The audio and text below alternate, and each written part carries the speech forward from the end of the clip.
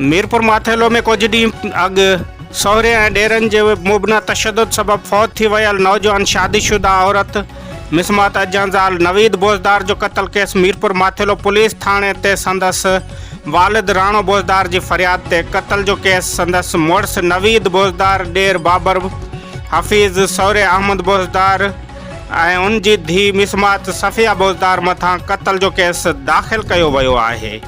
फरियादी केस में ॼाणायो आहे त मुंहिंजी धीउ खे 4 महीने जे पेट सां हुई। मुड़स नवीद बोजदार हुनखे धमकी ॾिनी त जेकॾहिं तोखे धीउ पैदा थी त मां तोखे मारे क़त्ल कंदुसि। हुन टेस्ट में ख़बर पई त हुन जे पेट में धीउ आहे, जंहिं ते जवाबदार मुंहिंजी धीउ खे तशद्दुद करे क़त्ल कयो आहे। हुननि जवाबदार जे गिरफ़्तारी जो मुतालबो पिणु कयो। नाज़रीन, मीरपुर माथेलो शहर में सहुरे ऐं ॾेरनि जे मुबना तशद्दुद सबबि फौत थी वियल नौजवान शादीशुदा औरत मिसमात अझां जो क़त्ल केस मीरपुर माथेलो थाणे ते दाख़िल करायो वियो आहे।